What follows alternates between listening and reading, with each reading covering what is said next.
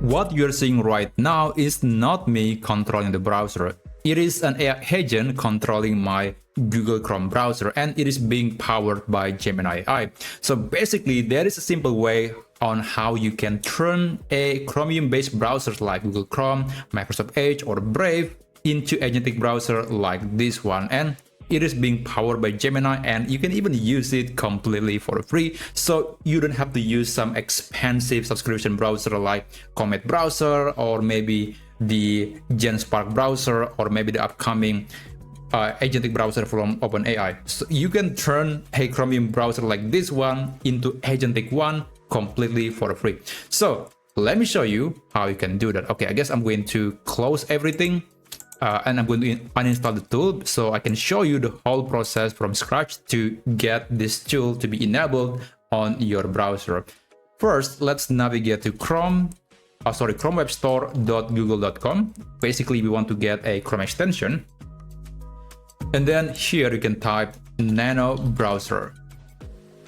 So this is an open source project community that lets you turn your browser into agentic one, and it can be powered by models like OpenAI or Anthropic or Gemini, Grok, etc. But again, in this case, we just want to use Gemini because it is fast, it is good, and also it is free. Now click Add to Chrome, click Add Extension. Just wait for the extension to be installed.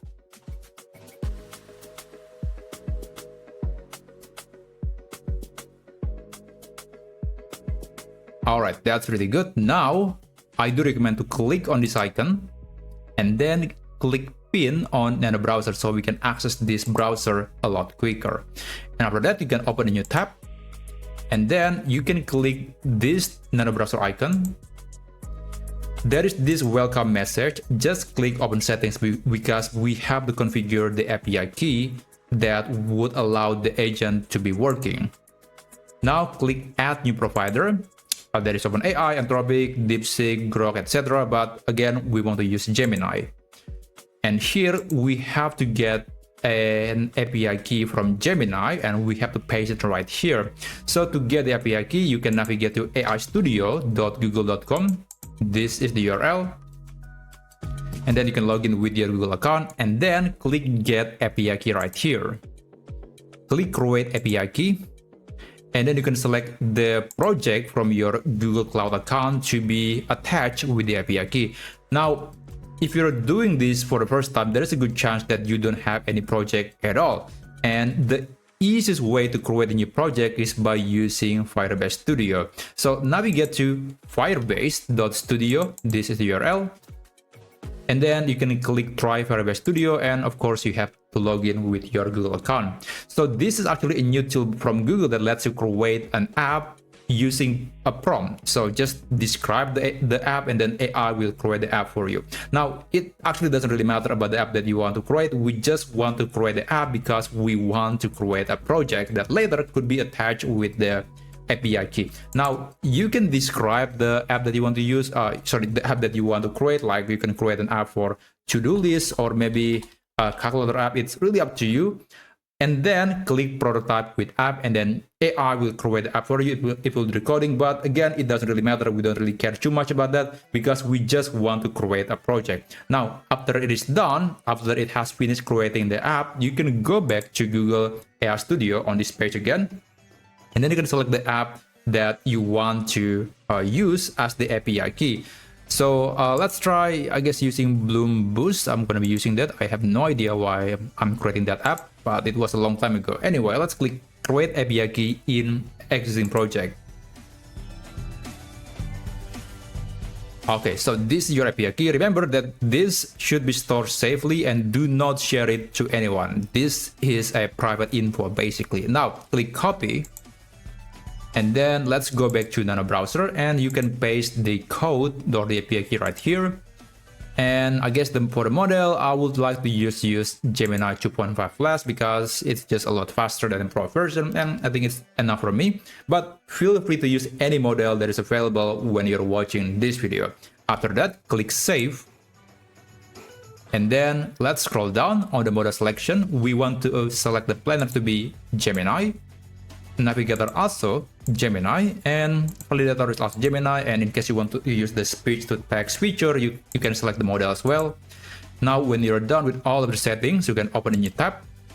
And let me just close the browser and open it again. And then here you can describe the thing that you want AI to do. So let's try something like this. Go to X and then, Twitter basically, or Twitter, and then find the latest post or tweet from Perplexity AI, from the official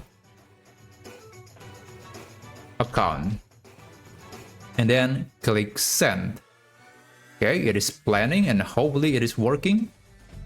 All right, it is working. It is navigating to Twitter, and again, I'm not touching the keyboard, I'm not touching the mouse. It is just AI agent trying to understand the UI, the interface of the web, and then it will click on the button, click on the link. It will basically do everything on your behalf, so you don't have to do the task. It is really a nice way to delegate a task to AI, and it is actually will save you time. In some cases, maybe it is even better to use AI in this manner. It could free you from some tasks, and there are some amazing use cases that you could find on the internet. There are some people using this to extreme level, but at least in my mind, you could use it for some simple tasks.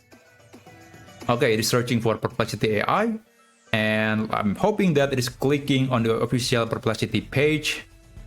All right, it's navigating the web. It actually understands some elements. Also, there are some boxes like that. It's just AI, the way of AI understanding what's going on the screen, what are the elements on the screen, what are the things that are clickable and not clickable. So yeah, it is seeing something in a unique way. Okay, so the latest post from official Perplexity AI account is about Comet, a web browser built for today's internet, posted on July 9. Is that true? I don't know. It is not the latest because it is pinned. It is not the latest, although it is at the very top. So yeah, it is not perfect. So again, maybe because of that, you might want to just provision AI. You want to control and monitor everything when AI is doing the task.